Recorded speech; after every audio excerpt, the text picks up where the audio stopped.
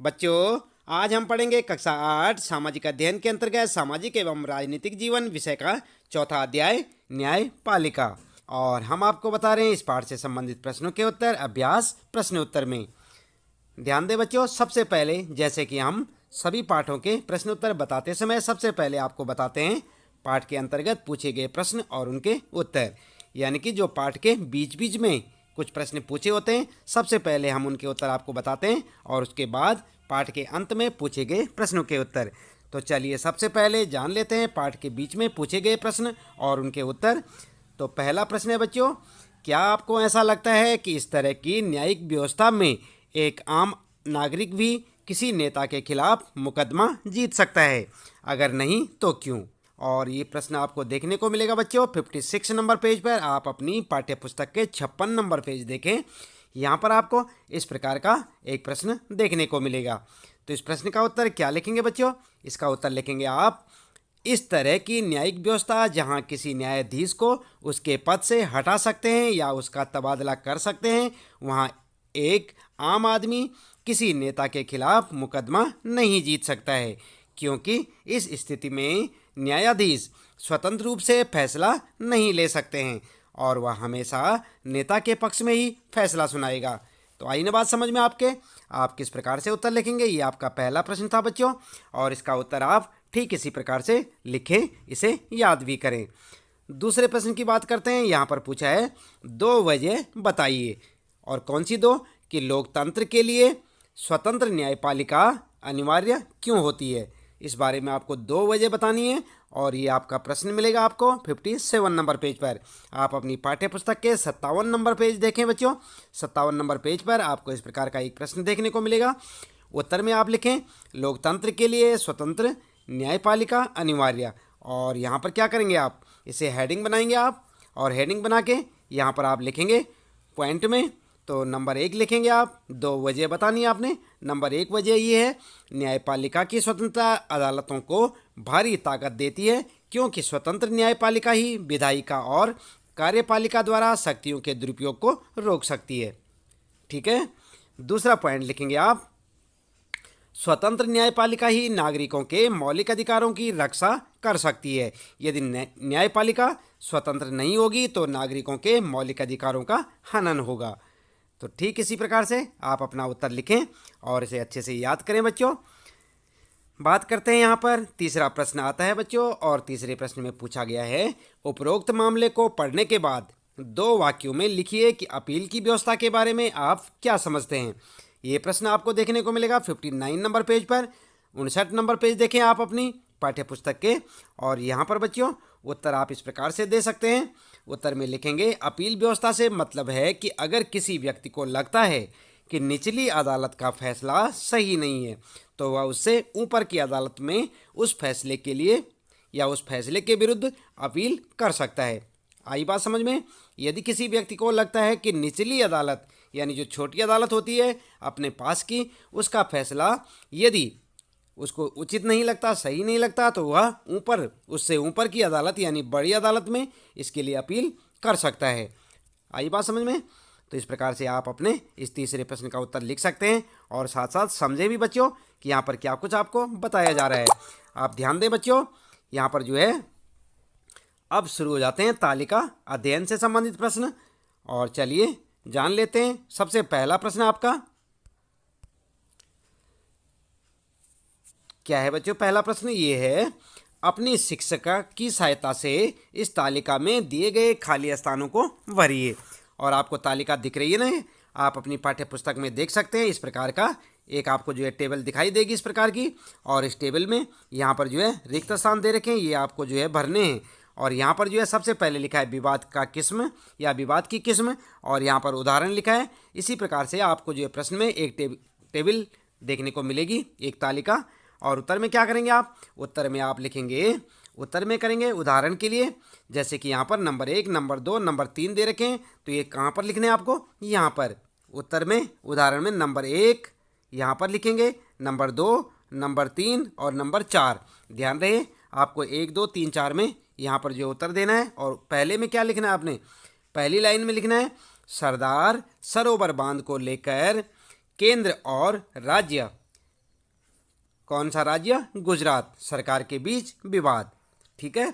दूसरे लाइन पर लिखें आप, दो राज्यों पंजाब और हरियाणा राज्य में पानी को लेकर विवाद। और तीसरे नंबर पर आप लिखेंगे पड़ोसी की भूमि पर जबरदस्ती कब्जा करना। और चौथा जो पॉइंट है आपका, अस्पताल द्वारा घायल व्यक्ति को भर्ती करने से इनकार करना। कहाँ पर लिखेंगे? यहाँ पर मैंने जो आपको चारों पॉइंट बताए, एक, दूसरा, तीसरा और चौथा, इन चार जगह में आप इन चारों पॉइंटों को भरें।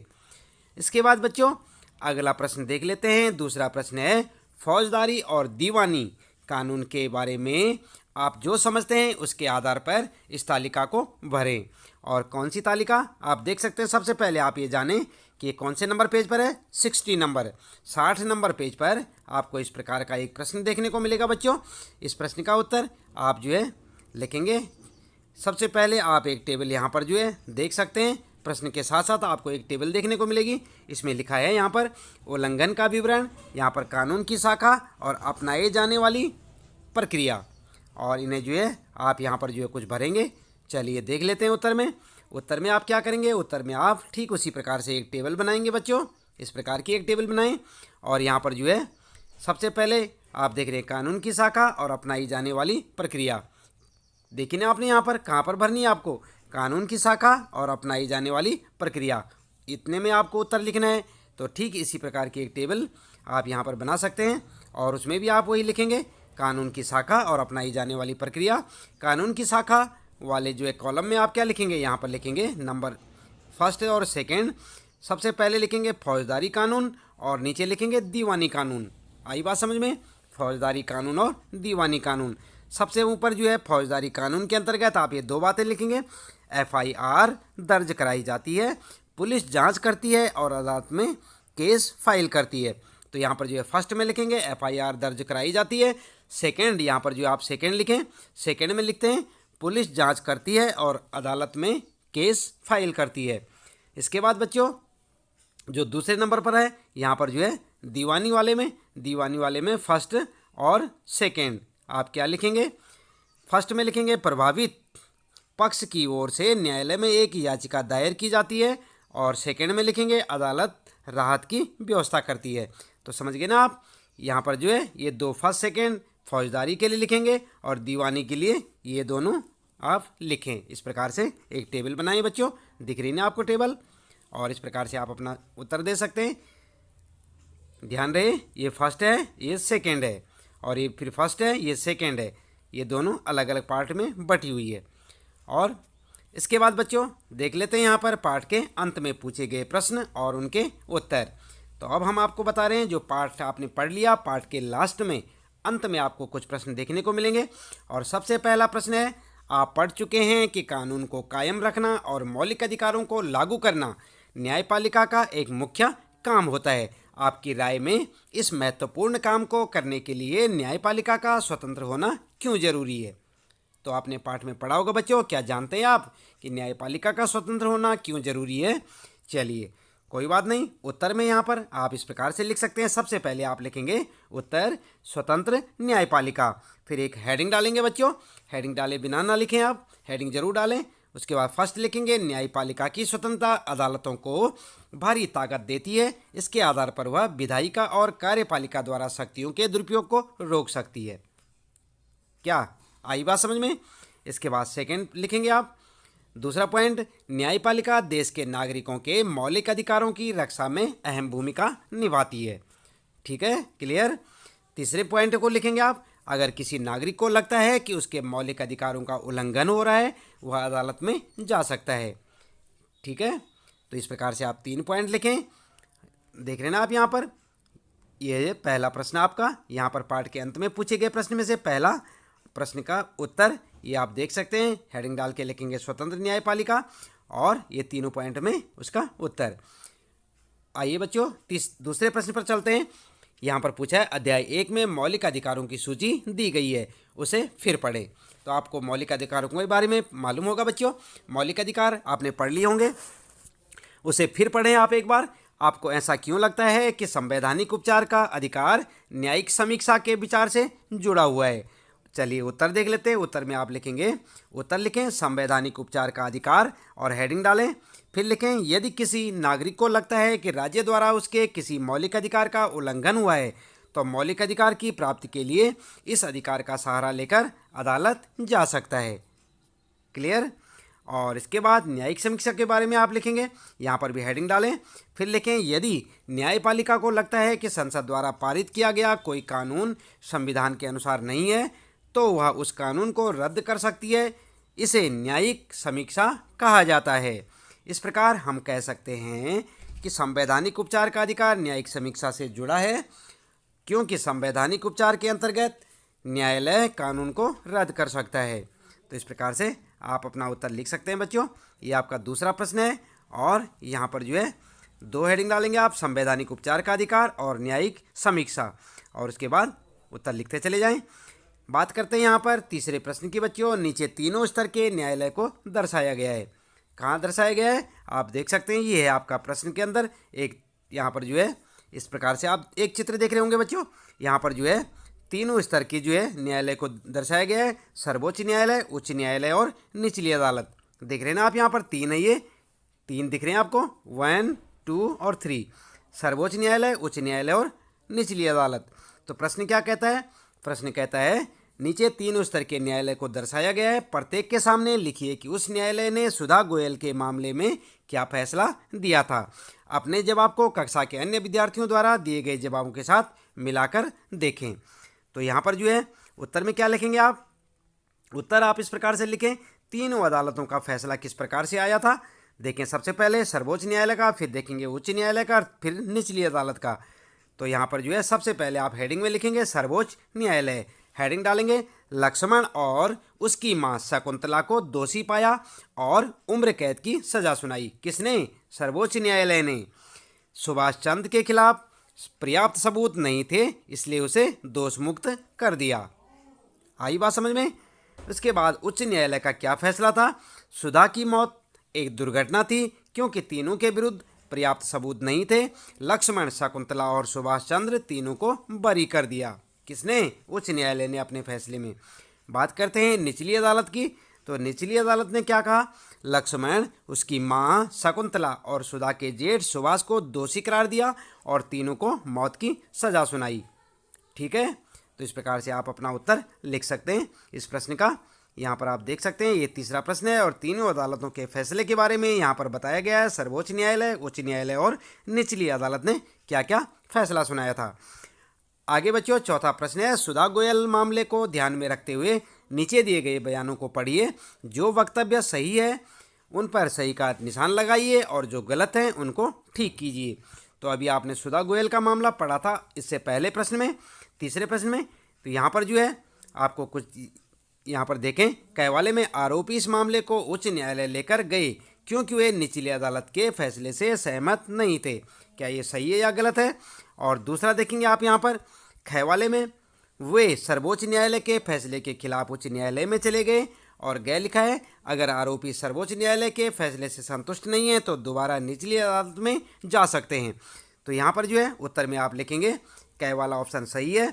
खै वाले में आप देख सकते हैं यहाँ पर उत्तर लिखेंगे गलत, क्योंकि निचली अदालत के फैसले के खिलाफ उच्च न्यायालय में चले गए।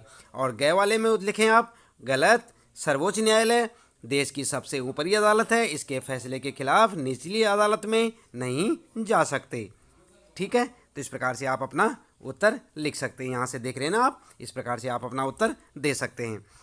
इसके बाद बच्चों पांचवा प्रश्न है, आपको ऐसा क्यों लगता है कि 1980 के दशक में शुरू की गई जनहित याचिका की व्यवस्था सबको इंसाफ दिलाने के लिहाज से एक महत्वपूर्ण कदम थी। तो यहाँ पर आप लिखेंगे, सबसे पहले आपको जानना होगा कि जनहित याचिका के बारे में पॉइंट में लिखें, इसके द्वारा सर्वोच्च न्यायालय ने न्याय तक ज़्यादा से ज़्यादा लोगों की पहुंच स्थापित करने का प्रयास किया। और दूसरा पॉइंट लिखेंगे, न्यायालय ने किसी भी व्यक्ति या संस्था को ऐसे लोगों की ओर से जनहित याचिका दायर करने का अधिकार दिया जिनके अधिकारों का उल्लंघन हो रहा हो। और तीसरा पॉइंट लिखेंगे, यह याचिका उच्च न्यायालय या सर्वोच्च न्यायालय में दायर की जा सकती है।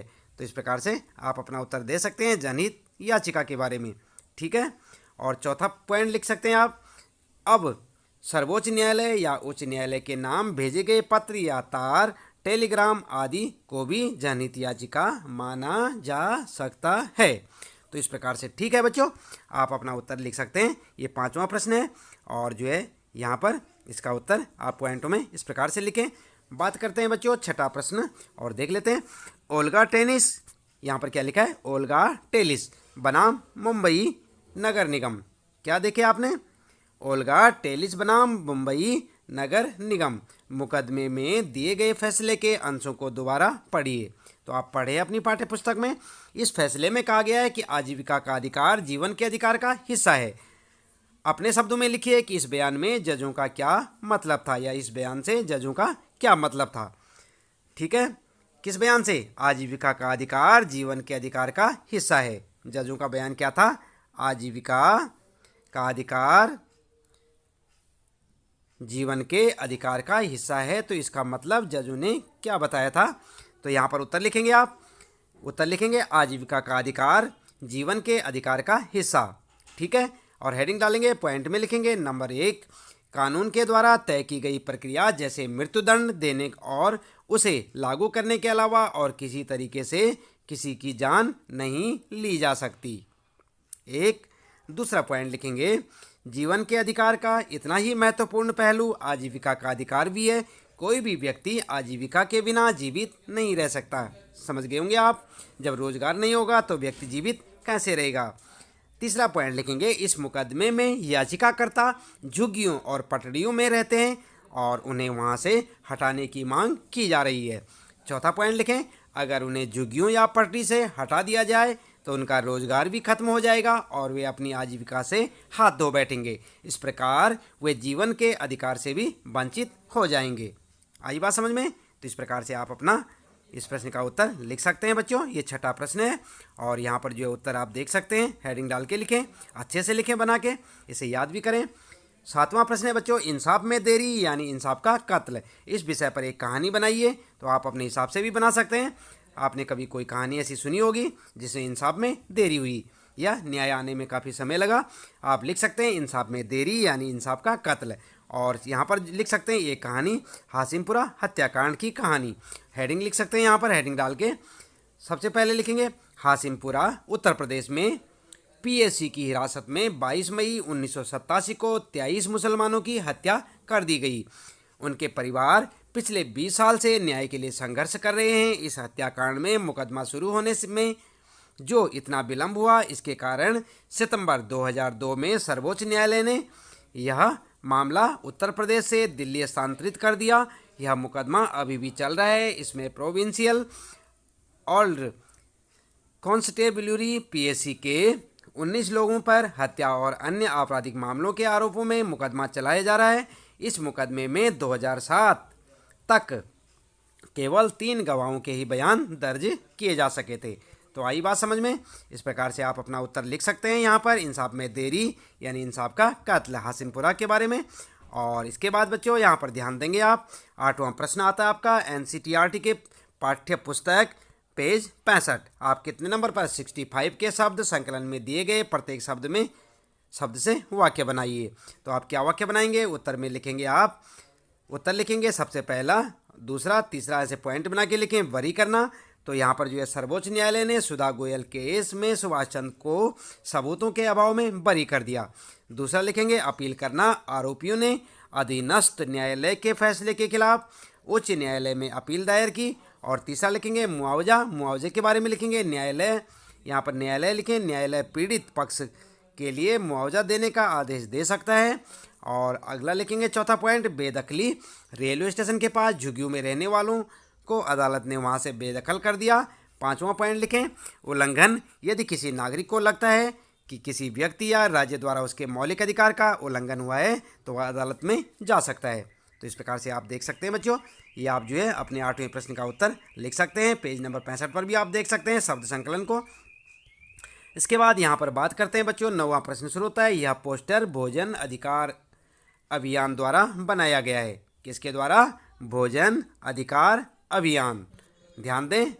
और ये पोस्टर आप देख सकते हैं अपनी पाठ्य पुस्तक में, देख सकते हैं पूरा पोस्टर। उच्चतम न्यायालय का फैसला, भूख से मौत, जिम्मेदार कौन, कोई एहसान नहीं, हक है अपना। और देख रहे हैं ना, ये पोस्टर बना हुआ है, इसका पेट सिकुड़ा हुआ है, यहाँ इसको जो खाना नहीं मिल रहा है। और इस प्रकार का पोस्टर आप अपनी पाठ्य पुस्तक में देख सकते हैं। इस पेज पर जाएं आप, सरकार का कर्तव्य, ये सब जानकारियाँ आप यहाँ पर जो है देख सकते हैं, इन्हें पढ़ें। और इसके बाद बच्चों यहाँ पर जो है लिखा है, इस पोस्टर को पढ़कर भोजन के अधिकार के बारे में सरकार के दायित्वों की सूची बनाइए। इस पोस्टर में कहा गया है कि भूखे पेट भरे गोदाम नहीं चलेगा, नहीं चलेगा। क्या समझे आप? इस पोस्टर में क्या लिखा है? पोस्टर में कहा गया है कि भूखे पेट भरे गोदाम, क्या देखा आपने? भूखे पेट भरे गोदाम नहीं चलेगा, नहीं चलेगा। इस वक्तव्य को पाठ्य पुस्तक पृष्ठ संख्या 61 पर भोजन के अधिकार के बारे में दिए गए चित्र निबंध से मिलाकर देखिए। यहाँ पर बच्चों आपने पढ़ा तो आप उत्तर में आगे लिख सकते हैं। उत्तर में लिखेंगे सरकार के दायित्व और पॉइंट बना के लिखें। नंबर 1, प्रत्येक नागरिक को भोजन उपलब्ध कराना सरकार का दायित्व है ना। दूसरा लिखेंगे यह सुनिश्चित करना कि किसी भी व्यक्ति को भूखा न सोना पड़े। इसके बाद लिखें तीसरा पॉइंट, भूख की मार सबसे ज़्यादा झेलने वालों जैसे बेसहारा, बुजुर्ग, विकलांग, विधवा आदि पर सरकार को विशेष ध्यान देना चाहिए। चौथा पॉइंट लिखेंगे सरकार द्वारा यह भी सुनिश्चित किया जाना चाहिए कि कुपोषण एवं भूख से किसी की मृत्यु ना हो। ठीक है। इसके बाद बच्चों आगे लिखेंगे आप, यहाँ पर जो है इसे समाप्त करने के बाद दूसरा पॉइंट लिखेंगे, मेन पॉइंट लिखेंगे उड़ीसा। यहाँ पर देख सकते हैं आप, राजस्थान और उड़ीसा में सूखे की वजह से लाखों लोगों के सामने भोजन का भारी अभाव पैदा हो गया था, जबकि सरकारी गोदाम अनाज से भरे पड़े थे। इस स्थिति को देखते हुए people's union for civil literacy UPCL नामक संगठन ने सर्वोच्च न्यायालय में जनहित याचिका दायर की। याचिका में कहा गया कि संविधान के अनुच्छेद 21 में दिए गए जीवन के मौलिक अधिकारों में भोजन का अधिकार भी शामिल है। राज्य की इस दलील को भी गलत साबित राज्य की इस दलील को भी गलत साबित कर दिया गया कि उसके पास संसाधन नहीं है, क्योंकि सरकारी गोदाम अनाज से भरे हुए थे। सर्वोच्च न्यायालय ने सरकार को आदेश दिया कि नए रोजगार पैदा करे, राशन की सरकारी दुकानों के माध्यम से सस्ती दर पर अनाज उपलब्ध कराए और बच्चों को स्कूल में दोपहर का भोजन उपलब्ध कराए। तो इस प्रकार से आप अपना यहाँ पर जो है लिख सकते हैं इस प्रश्न में। तो बच्चों इसके साथ ही इस पाठ से संबंधित आपके प्रश्नों के उत्तर यहाँ पर समाप्त हो जाते हैं। उम्मीद है कि आपको यहाँ पर बताए गए पाठ के प्रश्नोत्तर अच्छे से समझ आए होंगे बच्चों। इन्हें आप अपनी नोटबुक में नोट करें और लगातार इसी प्रकार जुड़े रहे हमारे साथ, देखते रहें वीडियो, जानते रहें अपने सारे प्रश्नों के उत्तर। तो बच्चों मिलते हैं फिर अगली वीडियो में।